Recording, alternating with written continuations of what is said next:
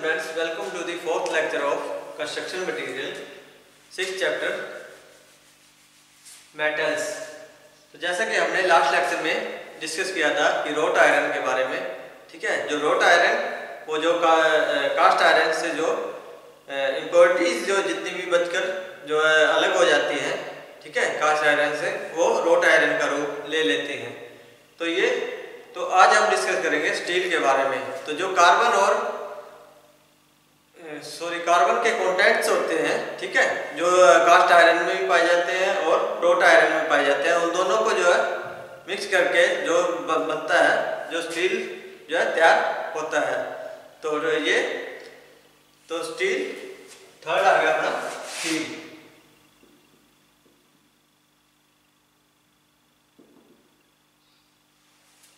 जैसे कि हम जानते हैं कि steel is the most important material, is the most important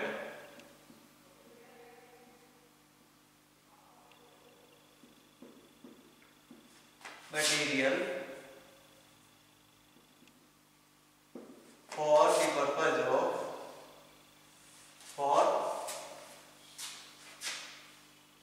in the engineering construction, in the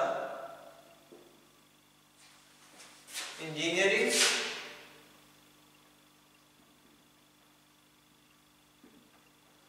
construction,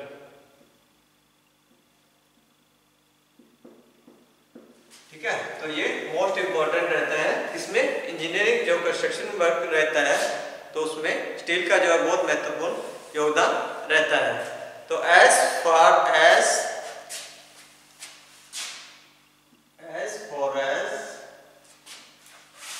carbon contents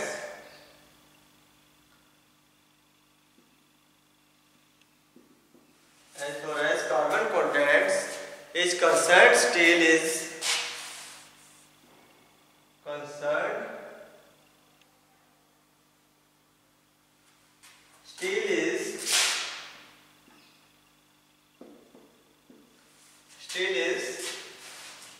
at the intermediate stage between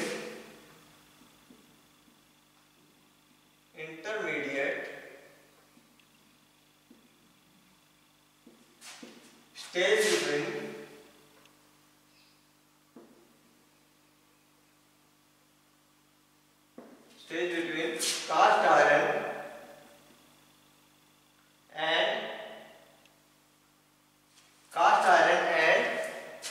wrought iron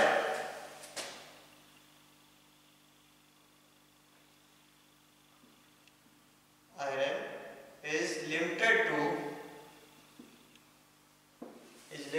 up to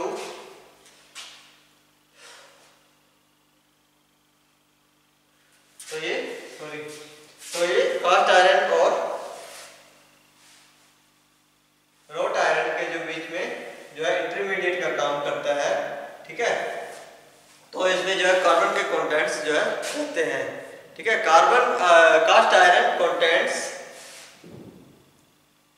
इसमें cast iron contents में रहते हैं 2 से 4%, ठीक है, 2 to 4%, 2 से 4% तक cast iron percent of carbon and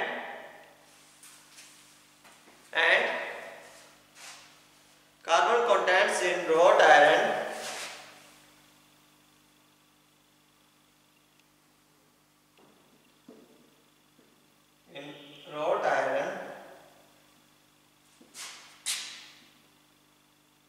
तो रोट आयरन में कितने रहते हैं? इज लिमिटेड अप टू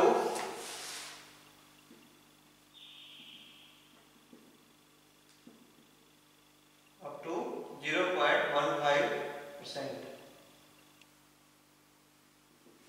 ठीक है। तो ये इतने रहते हैं। On the other hand steel has carbon contents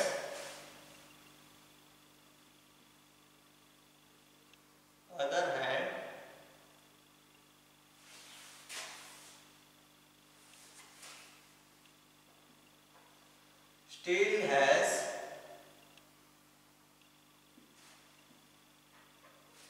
carbon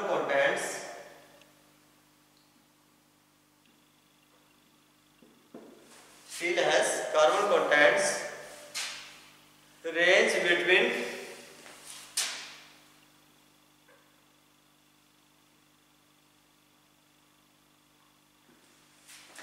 0.15%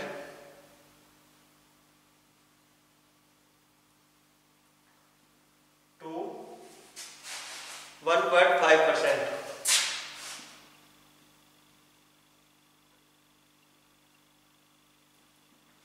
क्या 0.5% से 1.5% तक रहते हैं.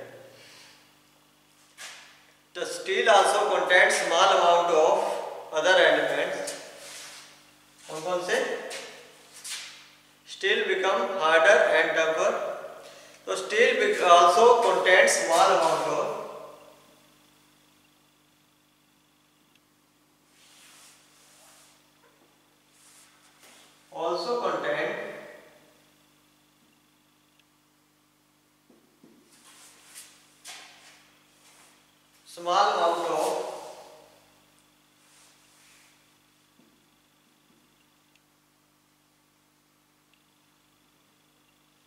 small amount of other elements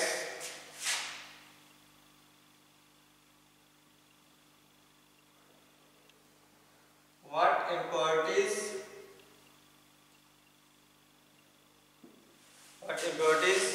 like silicon,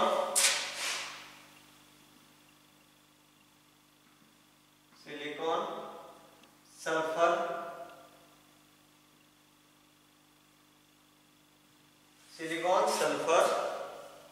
manganese,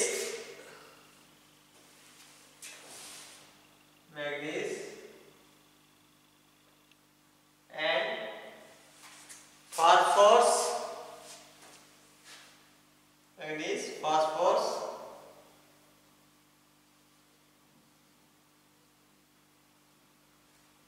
are almost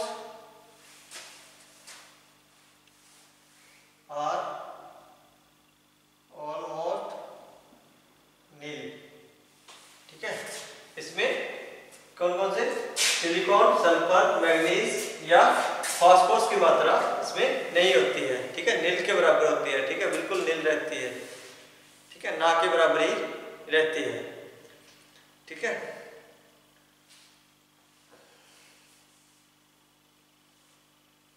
तो नेक्स्ट आ गया इसका कंपोजिशन.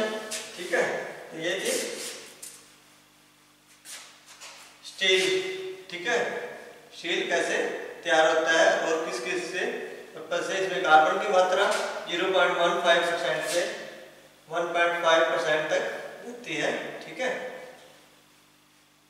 कास्ट आयरन से जो है 2 से 4% रहती है और जो है रोट आयरन से जो है 0.15%. और इसमें सिलिकॉन, सल्फर, मैग्नीज और फास्फोरस की जो मात्रा ना के बराबर ही रहती है.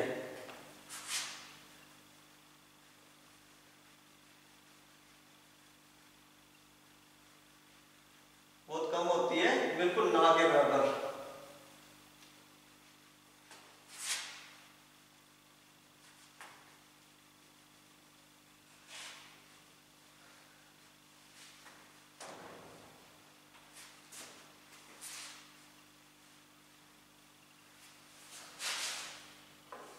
ठीक है, तो इसके जो कंपोजिशन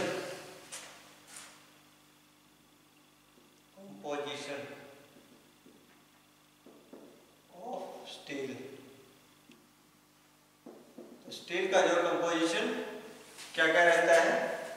नंबर 1, कंटेंट्स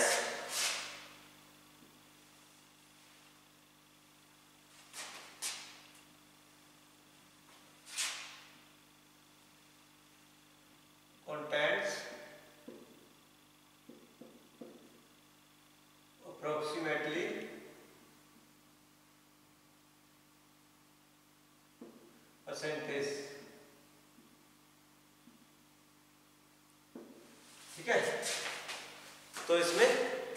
आयरन की मात्रा 99% तक रहती है, ठीक है, आयरन। और कार्बन कंटेंट्स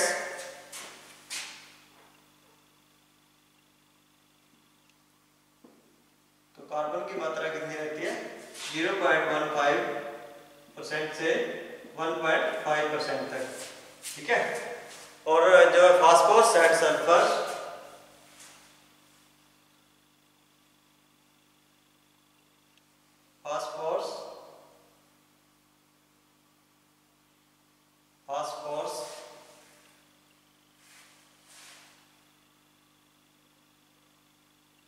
एंड सल्फर की मात्रा, फास्फोरस एंड सल्फर की मात्रा लेस देन 0.1,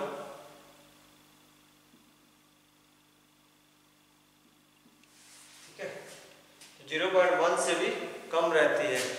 और मैग्नीज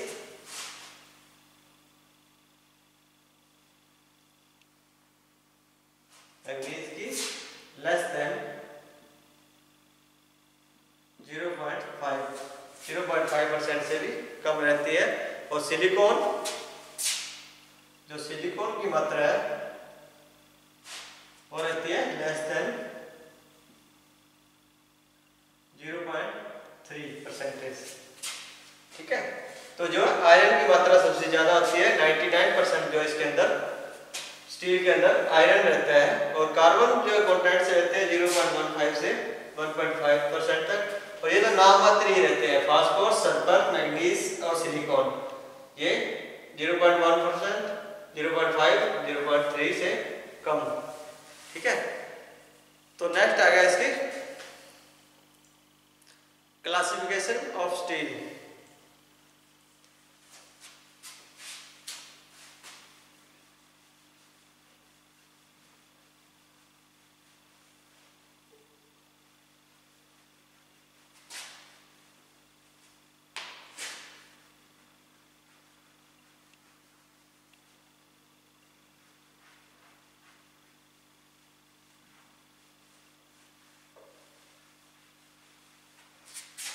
ये था composition of steels.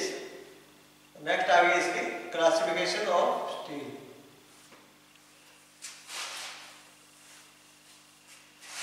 Classification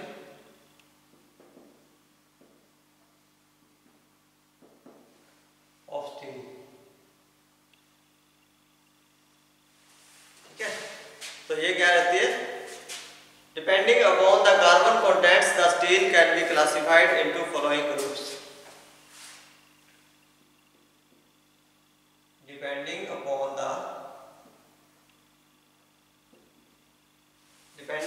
the carbon contents,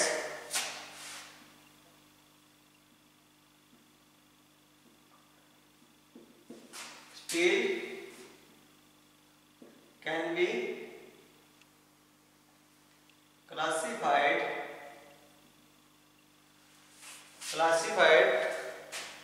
into following groups.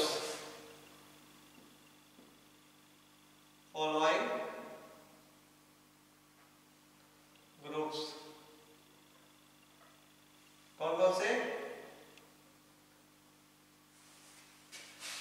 Types of steel?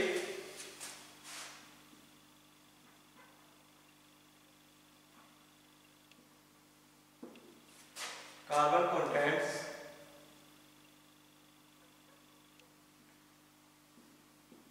In percentage, ठीक है। तो सबसे पहले आ गया डेड माइल्ड स्टील।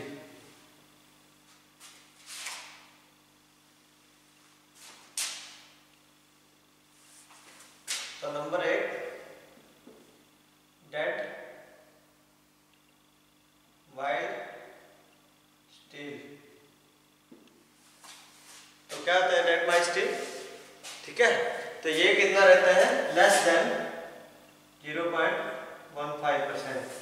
इसमें कार्बन कॉन्टेक्ट्स की जो मात्रा रहती है लेस देन 0.15%। तो जो नंबर 2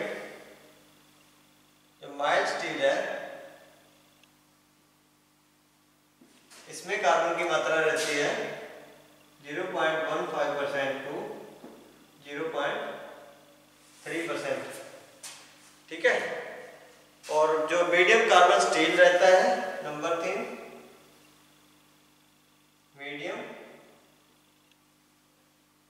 कार्बन स्टील।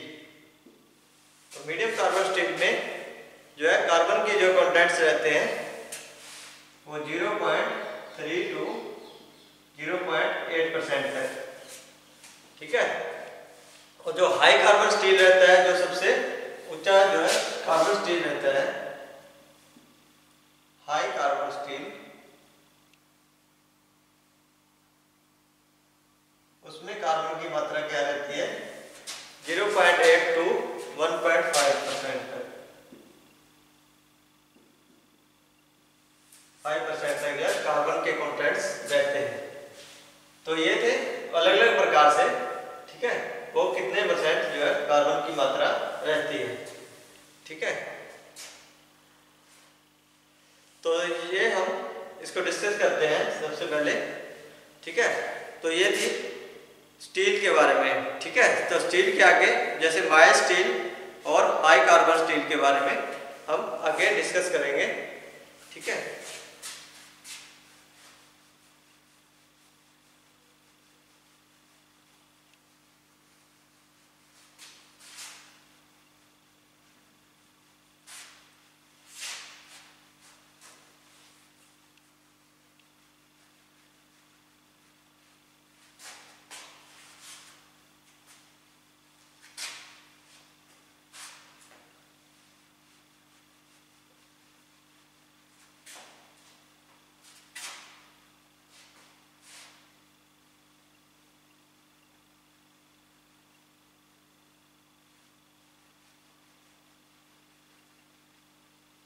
ये था स्टील के बारे में। तो नेक्स्ट आ गया अपना माइल्ड स्टील, ठीक है। तो क्या होता है माइल्ड स्टील? तो इसके अंदर लो कार्बन, ठीक है।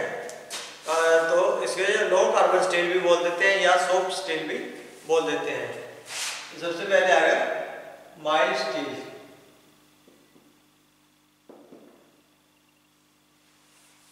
So mild steel is also known as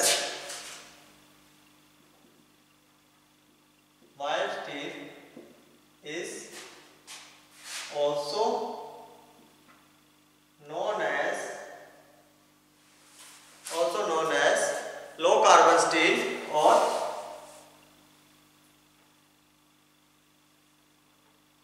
low carbon steel or soft steel, ठीक है। तो mild steel has carbon contents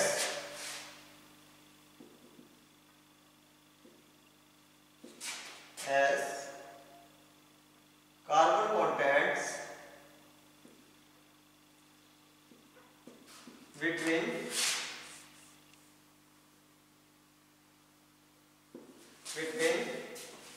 0.15% to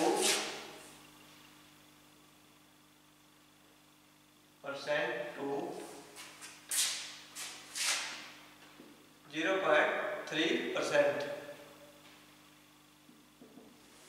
तो 0.15% से 0.3% तक इसमें जो है कार्बन के कंटेंट्स रहते हैं, ठीक है। तो नेक्स्ट आ गया इसकी प्रॉपर्टीज के बारे में।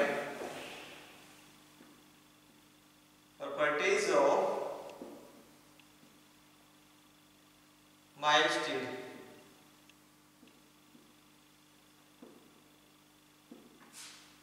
तो क्या क्या रहती है? Mild steel has the fibrous structure,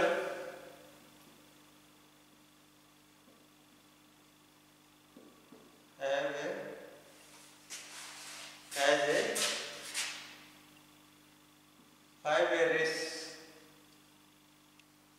structure। तो माइल्ड स्टील क्या रहता है? रेशेदार स्ट्रक्चर, या ठीक है, जिसमें छोटे छोटे जो है कण रहते हैं, तो ऐसा स्ट्रक्चर रखता है। It can be permanently magnetised,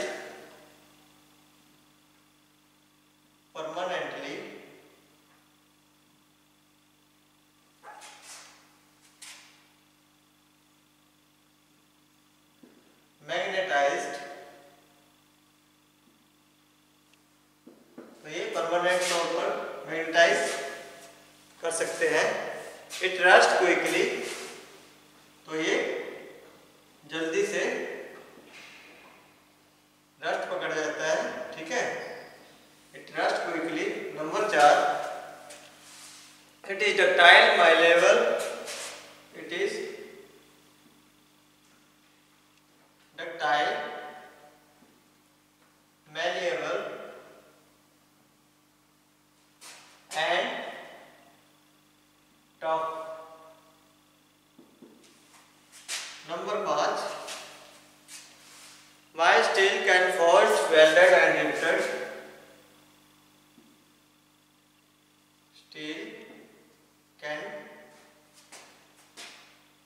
forged, welded and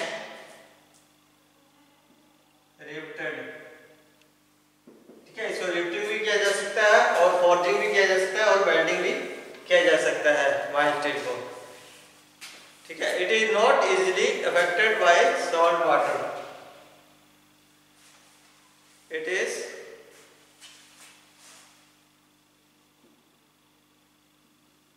not easily affected by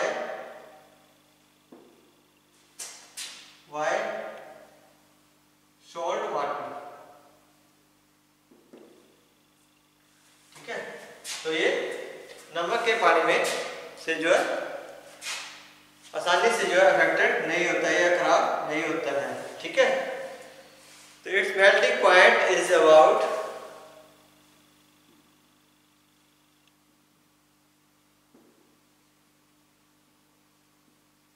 about 1400 degree C, ठीक है। 1400 डिग्री तापमान पर इसको जो है पिघलाया जा सकता है। तो ये नेक्स्ट इसके यूजेस क्या क्या रहते हैं, ठीक है। तो ये था प्रॉपर्टीज के बारे में, ठीक है। नेक्स्ट हम करेंगे इसके यूजेस के बारे में, ठीक है। कहाँ कहाँ ये प्रयोग किया जाता है और किस किस पर्पज से ये,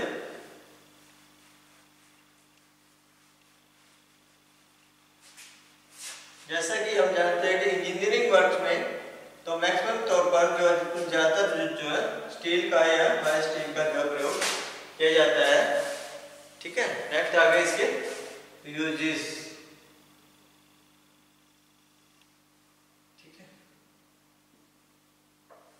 तो क्या क्या कहाँ कहाँ प्रयोग किया जाता है।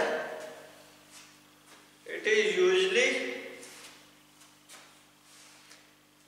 chiefly used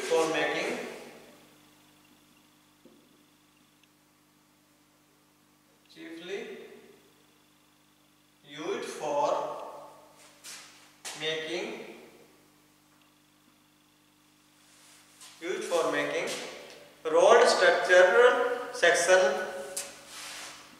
road structural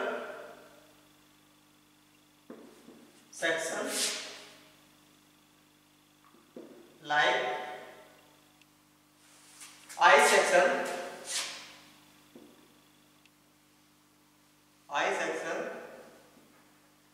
T section, I section, T section, angle section,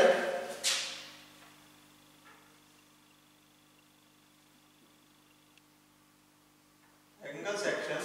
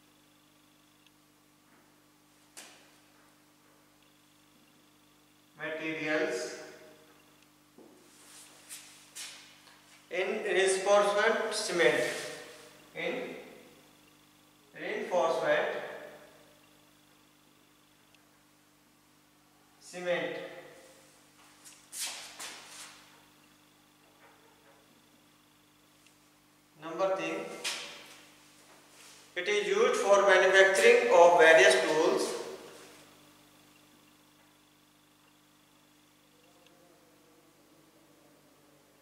Manufacturing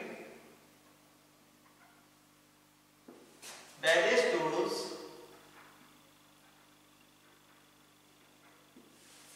tools, equipment and machine parts.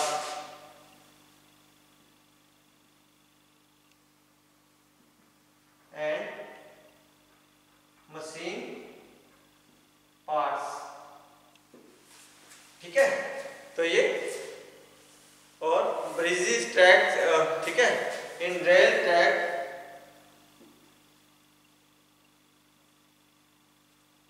Tracks, industrial buildings,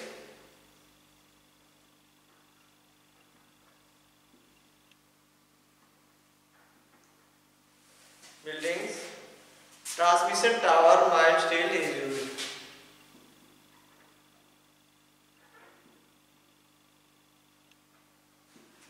tower, mild steel is used. तो ये कहाँ आई सेक्शन चाहिए, सेक्शन सभी प्रकार के section, girder, plate and ground square, rods वगैरह बनाने में, और रेनफोर्समेंट मटेरियल, ठीक है, आरसीसी सीमेंट में जितने भी यूज होते हैं तो उनको बनाने में, और टूल्स बनाने में या इक्विपमेंट या मशीन पार्ट्स बनाने में भी माइल स्टील का प्रयोग किया जाता है. Rail track and industrial building बनाने में भी माइल स्टील का जो प्रयोग किया जाता है. तो नेक्स्ट आज के लिए इतना ही. तो नेक्स्ट हम करेंगे हाई कार्बन स्टील के बारे में नेक्स्ट लेक्चर में. तो आज के लिए इतना ही. बहुत बहुत धन्यवाद.